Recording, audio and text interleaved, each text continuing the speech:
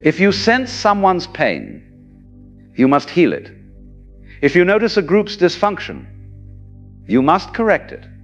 This is where the real trouble begins, because you're essentially taking responsibility for things that aren't yours to fix. Let me give you an image. Imagine you're walking by a river and you notice the water is muddy. You can see this clearly. Everyone else passing by seems not to notice or not to care. Now you have a choice. You can jump into the river and try to clear it with your hands, stirring it up more in your efforts, exhausting yourself in an impossible task. Or you can simply observe that the water is muddy, perhaps make a note that it might be wise to wait before drinking from it, and continue on your way. The water will clear itself when the conditions are right. Your frantic stirring won't help. In fact, it will make things worse. This is the wisdom that must accompany clear seeing.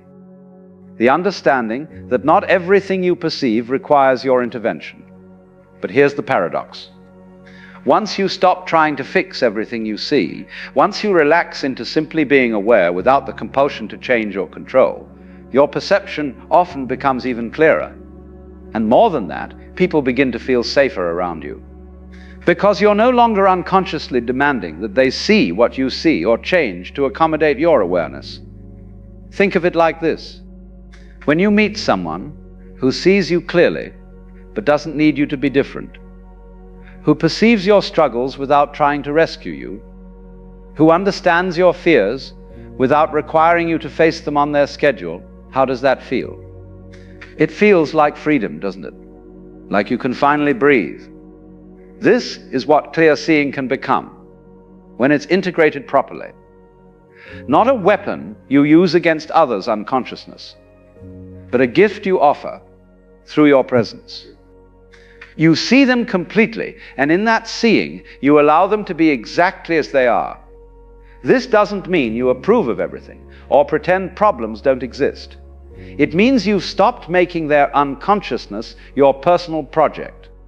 I want to be very clear about something. I'm not suggesting you become cold or indifferent.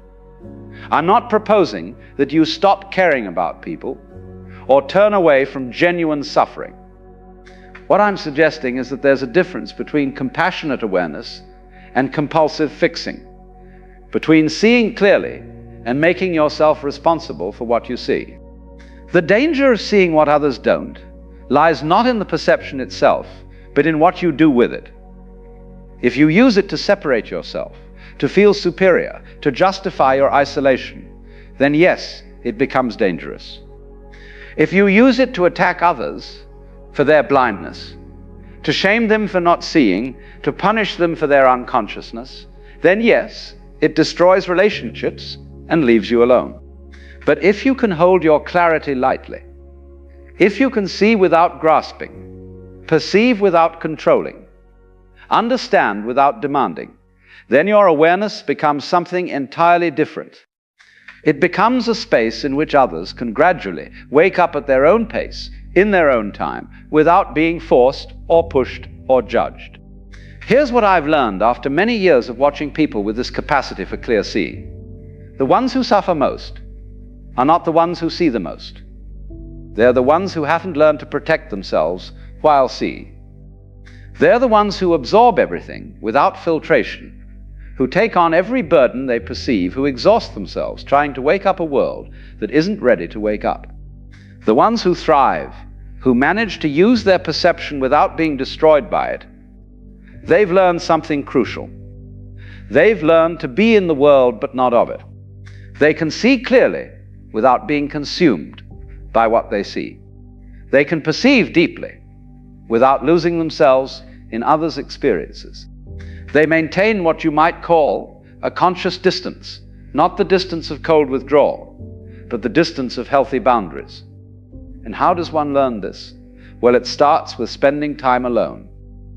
Real time, not just physical solitude, but psychological solitude. Time where you're not taking in anyone else's emotions or thoughts or problems.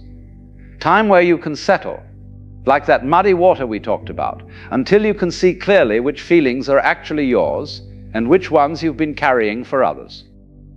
It continues with learning to trust your perception without being controlled by it. Yes, you see that your friend's marriage is in trouble. Yes, you sense that your colleague is deeply unhappy. Yes, you feel the dysfunction in your family system. All of this may be absolutely true, but the question is not whether you see it correctly. The question is what you're going to do with this information.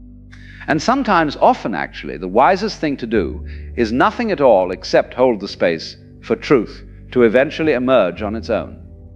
This doesn't make you passive or uncaring. It makes you wise, because you understand that people change when they're ready to change, not when you need them to change. Problems get solved when the conditions are right, not when you've decided it's time for them to be solved. And consciousness develops at its own pace, which is almost never as fast as you'd like. So here we are at the heart of it. The danger of seeing what others don't is real. It can isolate you, exhaust you, turn you into a target for others' defensive anger, and cause you to lose contact with your own center. But it doesn't have to. Not if you learn to carry your awareness consciously. Not if you develop the strength to see without the compulsion to fix. Not if you can remain true to your perception while allowing others to remain true to their own process of waking up. The gift and the curse are the same thing. The question is only whether you'll learn to handle the gift with enough wisdom that it doesn't become a curse. Whether you'll develop the patience and the boundaries and the self-knowledge necessary to be clear without being crushed by your own clarity. And perhaps most importantly, whether you'll find others who can see as you see. Because they exist, you know. Other people who live in this odd space of perceiving more than most, of sensing what's hidden, of knowing what's unspoken. When you find these people, when you can finally be fully seen by someone who doesn't need you to be less perceptive, to feel comfortable, that's when the danger begins to transform into something beautiful. Because you realize you're not alone, after all. You're not crazy. You're not broken. You're simply awake in a world that mostly sleeps. And there are others who are awake too, and together, without force or pressure or urgency, you can hold space for consciousness to gradually spread, like dawn breaking slowly over a sleeping city. This is the hope within the danger, that your clear seeing, when held wisely, becomes not a burden you carry alone, but a light you offer to others, gently, patiently, allowing them to approach it when they're ready. If they're ever ready. And if they never are, well, that's their right. Your job isn't to wake them up. Your job is simply to remain awake yourself, to keep seeing clearly while learning to live peacefully with what you see. The danger is real, but so is the possibility. The possibility that you learn to be conscious without being consumed, that you'll see deeply without drowning in what you perceived, that you'll carry your awareness as a gift rather than a curse. And that, my friends, that is the art of living with eyes wide open in a world that prefers to keep them closed.